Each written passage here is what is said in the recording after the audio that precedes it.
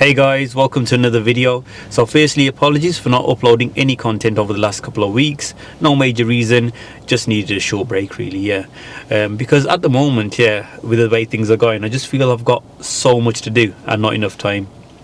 So as most of you guys know, I do driving lessons and then I train people to become driving instructors.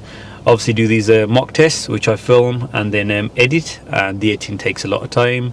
I've recently been uploading on TikTok too, and I've got two amazing children who obviously need my time as well. So I've actually got to stop doing one of these things to give me some more time.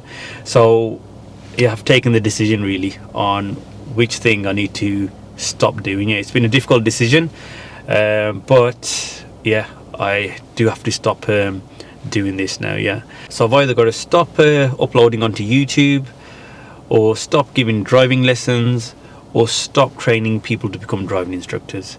So if I cut out one of those three, then I will have enough time. So uploading on YouTube, I can't really stop that because this is a platform where I can reach the most people and help the most people with their driving. So I am going to continue with YouTube, helping people become driving instructors. I'm not going to stop that either, because that is the way DJing Driving School will grow, and that's always been my aim from day one. When we first started this, about 9 years ago, 10 years ago now, me and my uncle started DJing Driving School, and we've worked really hard to build this up, and we're at a really good place with quite a few instructors who are all doing really well. And I quite enjoy training people to become driving instructors, and like I said, that's the way that DJing Driving School is going to grow. So that leaves driving lessons now. I became a driving instructor in 2009, and I have absolutely loved giving driving lessons. It's been so enjoyable, and helping so many people pass their driving test, it's been brilliant.